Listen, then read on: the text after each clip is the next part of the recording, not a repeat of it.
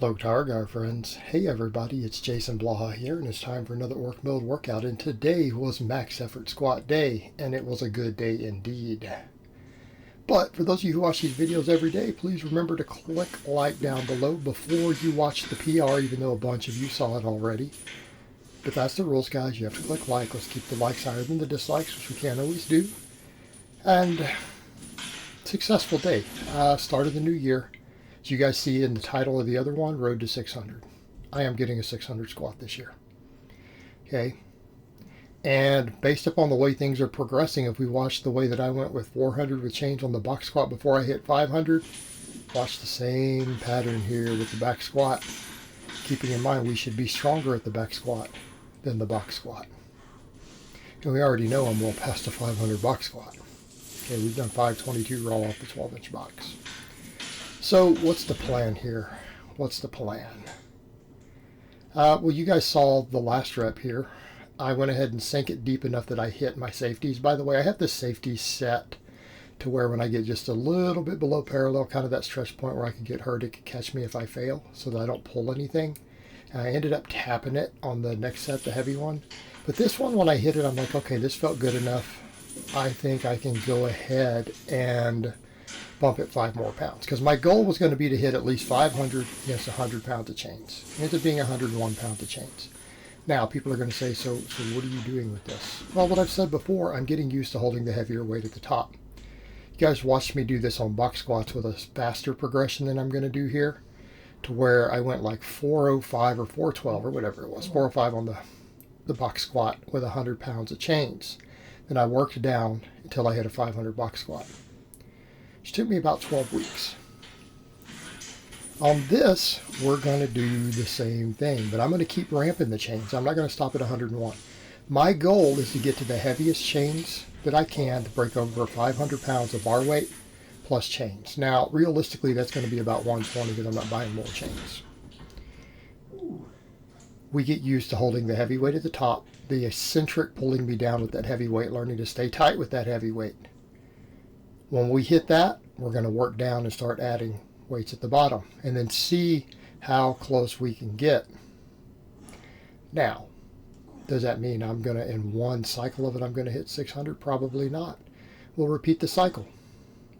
We'll pick a new target weight to work down. It'll be like 520 plus a bunch of chains, right? And we'll work it back up. We'll work it back up and then work it down again. Okay, and it should work pretty effectively. Now, is that the only thing I'm doing? No, we don't build off of a single thing like that. But what do we build on? Our supplemental work. Now, my main, and I say main because obviously all these lifts contribute. My main squat accessory right now is the hip thrust. We went at 5 pounds on it today. We got our 5x10 PR, right? Got 5x10. With the new weight. This is 430. I've already said before my goal on this is to get to 500 for sets of 10. I'm going to predict, based upon the way this has scaled with my squat, that when I can do 5 sets of 10 with 500 pounds on this, I will have a 600 squat. So that's the goal on this, and this is our primary mass builder. This builds all the lower body muscles and some of the trunk muscles for the squat. If you don't understand how it does so, you don't understand anatomy. Because even the quad side of it, you need to look at what part of the range of motion the quad gets hit. You know, people will say things like, well, you said some partials. Certain types of partials do not build strength well. Yes, I've said that. This is the exact opposite type of partial. Why? Because if I was doing a squat lockout where my knee was fully extended and barely bent, and it only builds the upper fourth of the quad, it gives you a big old carrot-shaped quad like a leg extension does, right? If you want big carrot-shaped quads where the top is like a big triangle and nothing at the bottom, do tons of leg extensions. That's what it'll do. It's that deep position that builds the low quad.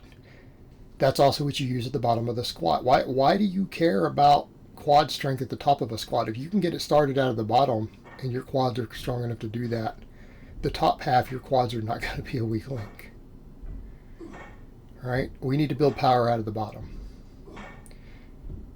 That deep stretch position there with that exercise with the sort of weights I'm using will help with that. And it does light my quads up. My quads get a tremendous burn from that exercise. But I'm not a quad dominant squatter, so that handles what I need. And everyone who says you got big quads, especially when they see me after a squat when I work towards the camera. Okay? My quads are jacked. I'm a hip dominant squatter. We care about the hips, the glutes, the hamstrings. Now, if necessary, I'll do even more hamstring work. My glute ham raises come in handy for that. Why? Lets me rebound off my hamstrings out of the bottom of a squat. That's where people mess up in a squat. They're like, what muscles does the squat use? Everything. You don't think making your hamstrings bigger makes your squat go up? You don't think building your upper back makes your squat go up? If you don't understand that, you don't understand the squat, and you have not looked at the scientific data looking at DEXA scans being able to determine people's squat. Everything matters. Other than your arms and your pecs and your delts, those don't really matter. Everything else does. So let me ask you, how do these rows carry over? If you understand the mechanics of a squat, will these rows improve my squat? Yes, this is a squat accessory. Even though we're using it more for deadlift, because we're deadlift focused right now, right? My training is more geared towards deadlift and bench. Bench is my highest priority, deadlift my second highest. Okay. But we don't skip our squat training. We just make sure that everything that we do that helps the squat helps one of the other lifts too, right? Because they're the priority. Because the 600 squat's going to be the easiest thing for me to get out of all of my goals. Ironically, even though technically from a strength perspective it would be the most impressive goal I have set for myself, I'm just genetically better at it. Okay, so that's why I'm not going to have to work as hard compared to the other lifts. Doesn't mean we don't train hard. Believe me, this stuff's hard. But we did our 10 by 10 pen leg rows, and this is enough for my squat to go up. People are like, some of your volumes are a little lower on squat day. They are, because my squat's progressing. All I need to do is hit every muscle involved with the squat with the minimum effective volume. So 5 sets of hip thrusts. And some days if I feel better, I'll do the glute ham raises more.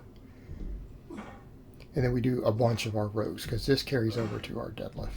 We need that deadlift to climb fast too. Goal for this year will be a 650 deadlift to go with that 600 squat.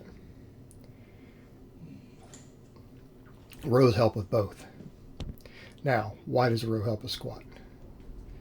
Upper back. Do you know that the lighter the weight feels on my back, the faster I pop it? No matter what weight I'm using, what bar I'm using, what chains, what bands, anything that I'm using, when I unrack it, I can predict my bar speed based upon how heavy it feels. Okay? I can predict my bar speed based upon how heavy it feels up on my upper back. That is your foundation. And if your upper back is strong enough to support it, I have never in my life missed a squat rep in which my upper back felt good when I unracked it. I've never even had a squat, even a PR squat, be a grinder in which it felt light on my upper back. Upper back matters. It matters psychologically. It matters in terms of neuromuscular efficiency. It matters in terms of the stable platform. Notice I don't have the thoracic rounding people were talking about before now that I've gone back and done a ton of upper back work and the chain work and gotten used to that weight up there. Because it's not a technical issue. People get these stupid ideas in their head that, oh, well, this is being caused because you need to fix this. No, you need to get stronger. When you have technical breakdowns like that, that is a sign of a muscle weakness. Fix the muscle weakness and movement pattern issues disappear. Now my squat's climbing. It wasn't my quads. It's my hips and it was my upper back. Keep those things moving. Keep getting better day after day after day. You find your weaknesses and you attack them with everything that you have. That's how you get stronger. And that's why I'm going to keep PRing. Every day, guys. And then I can cut. Alright guys, well that's really all I have to say on that today. I hope it's been informative. And I will talk to you guys next time.